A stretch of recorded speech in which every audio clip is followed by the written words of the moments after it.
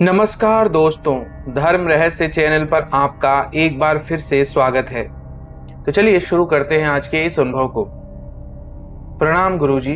गुरुजी, मैं आपका शिष्य। गुरुजी, मैं आपको अपने गुरु मंत्र के जाप के एक अलौकिक अनुभव को भेजने जा रहा हूँ, जिसकी मुझे भी कल्पना नहीं थी कि गुरु मंत्र के जाप के दौरान मुझे ऐसे भी अनुभव हो सकते हैं। गुरुजी, ये अनुभव मैं आपको बहुत दिनों से भेजने का सोच रहा था, लेकिन समय नहीं मिल पा रहा था, इसलिए आपको भेज नहीं पा रहा था। क्योंकि गुरुजी, मेरे बीए के सेमेस्टर 6 के पेपर चल रहे थे, जो कि आपकी और माँ पराशक्ति की कृपा से बहुत अच्छे गए। मेरे गुरुजी, आपकी और माँ पराशक्ति की कृपा से मेरे सेमेस्टर 5वें का रिजल्ट भी आ गया है, जिसमें मैं 80% से पास हो गया हूँ। गुरुजी, अब मैं आपको अपना अनुभव बता रहा हूँ, जो कि यह था कि पिछले महीने में जब गुरु मंत्र का जाप और ध्यान करके सोया तो मैंने देखा कि मैं और मेरे नाना जी घर पर बैठे हुए थे कि तभी उनके एक दोस्त वहां आते हैं, जो कि भैरव बाबा के बहुत बड़े भगत हैं और उनमें बाबा भैरव की सवारी भी आती है। उन्होंने घर में आने के बाद मेरे नाना जी से कुछ बात करी। उनसे बात करने के बाद मेरे नाना जी ने मेरे हाथ पकड़ा और मुझे खींचकर कार में बैठा दिया। कार में बैठने के बाद मैंने अपने नाना जी से बहुत बार पूछा कि आपने मुझे इतने जोर से खींचा क्यों, पर उन्होंने कोई जवाब नहीं दिया।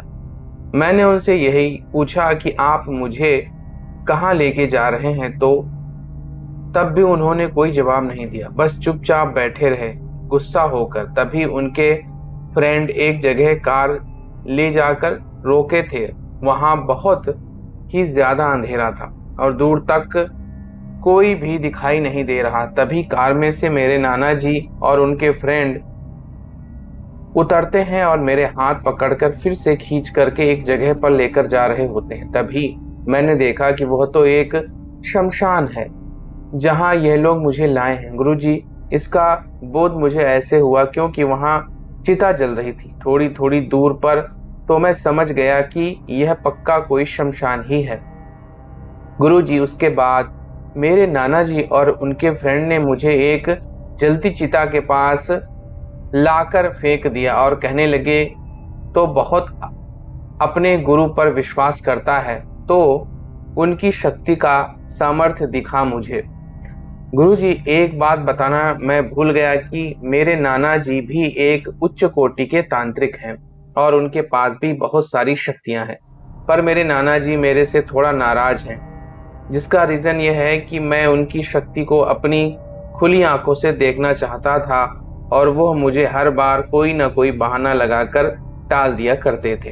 एक दिन गुस्से में मैंने उन्हें बुरा भला भी बोल दिया था, तो जब से वो मेरे से नाराज हैं और बात भी नहीं करते। अब मैं आपको अपने आगे के अनुभव को बताता हूँ। गुरुजी, जब उन्होंने आपकी क्षमता और शक्तियों का टेस्ट लेना चाहा, तो मैंने भी जोश में दम भर के हाँ बोल दिया कि परलोक में मेरे गुरु महाराज की जो भी शक्तियां हैं, इतनी कहने की देर ही थी कि गुरुजी, तभी मेरे नाना जी ने अपनी बहुत सारी शक्तियों को मेरी तरफ छोड़ा और अपनी तरफ शक्तियों को आता देखकर मैंने गुरु मंत्र का जाप करके एक गोल घेरा बना दिया और बीच में खड़ा होकर गुरु मंत्र का जाप करने लगा। गुरुजी, मैंने देखा कि शक्तियां आई और गोल घेरे से टकराकर उनके शरीर में आग सी लगने लगी। तभी यह दृश्य देखकर मेरे नाना जी के गुस्सा और भी ज्यादा बढ़ गया और उन्होंने जिन्नात के बादशाह को मेरी तरफ भेजा और गोल घेरे का से टकराकर वह भी अपने घुटने टेक कर बैठ गया और पता नहीं किस से माफी मांगते हुए वहां से गायब हो गया। यह सब देखकर मेरे नाना जी एकदम हैरान से हो गए कि इस लड़के के पास ऐसी कौन सी शक्ति है जिसने मेरी इतनी सारी शक्तियों को बहुत ही आसानी से रोक लिया, जिन्नात के बादशाह को भी घुटने टेकने पर मजबूर कर दिया। इसके गुरु ने इसको ऐसी कौन सी सिद्धि करवाई है जिसकी वजह से यह कोई शक्तियों को नियंत्रित कर रहा है। मेरे नाना जी की बातों को सुनकर उनके फ्रेंड ने कहा कि तुम रुको, मैं अब अपना भैरव प्रयोग करता हूँ, देखता हूँ मेरे भैरव प्रयोग को कैसे रोकता है, क्योंकि भैरव को तो केवल एक ही शक्ति रोक सकती है, वो है माता जगदम्बा, और यह इतना सक्षम नहीं है कि अपनी पुकार से माता जगदम्बा को धरती पर आने को विवश कर देगा। गुरुजी, उनकी यह बातें सुनकर मुझे थोड़ा भय लगा, पर तभी आपकी आवाज सुनाई दी कि पूरी तरह से भय मुक्त हो जाओ, अपने गुरु मंत्र के जाप पर विश्वास रखो और माता जगदम्बा से यह प्रार्थना करो कि माँ, मैं आपका नादान बालक हूँ, मुझे आपकी पूजा करने का ढंग भी नहीं आता है, किंतु जितना भी मेरे गुरु महाराज ने मुझे सिखाया है, आपकी आप भक्ति करने के लायक बनाया है, और मैं अभी तक जो भी आपकी पूजा और भक्ति की है वह सब मैं आपको समर्पित करता हूँ, और आपको अपने गुरु महाराज की इज्जत को भी आपके आगे समर्पित करता हूँ, क्योंकि माँ, जो भी कुछ होता है इस भूलोक में सब आपकी मर्जी से ही होता है। माँ, आज भी जो भी कुछ होगा उसे मैं आपको आशीर्वाद समझ करके ग्रहण कर लूंगा। गुरुजी, जब आपके कहानुसार मैंने माता जगदम्बा से प्रार्थना करी और साथ ही साथ गुरु मंत्र का जाप कर रहा था, गुरुजी, जो भैरव शक्ति सामने से मेरी तरफ बढ़ रही थी उसे रोकने के लिए शमशान की जलती हुई चिता से एक स्त्री प्रकट हुई, जो कि बहुत ही ज्यादा उग्र रूप में थी। गुरुजी, वह स्त्री 18 से 20 साल के बीच की रही होगी। उन्होंने लाल रंग की साड़ी पहन रखी थी, बाल उनके खुले हुए थे और सिर पर एक मुकुट भी था। उन देवी के चेहरे पर बहुत तेज था। उनके एक हाथ में खड्ग और दूसरे हाथ में मुंड था। गुरुजी, उन देवी ने चिता से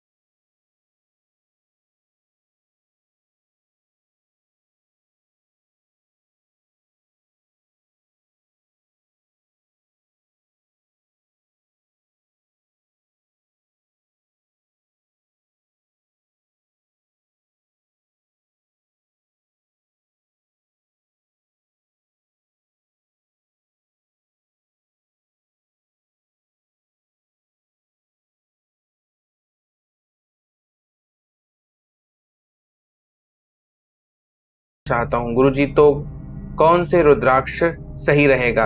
क्योंकि गुरु जी, रुद्राक्ष तो 21 मुख तक का होता है।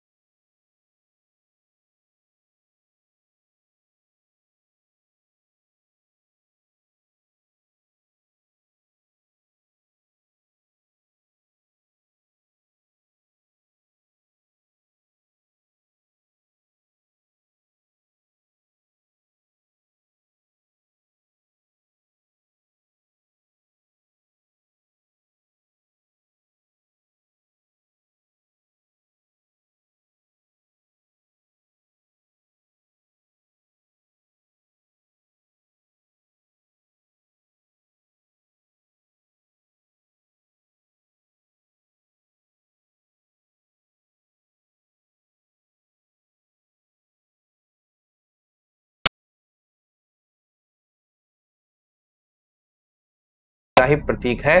जो माता भैरवी हैं, जिनका मूल स्वरूप है, वो शक्ति ही प्रकट हुई थी और उन्होंने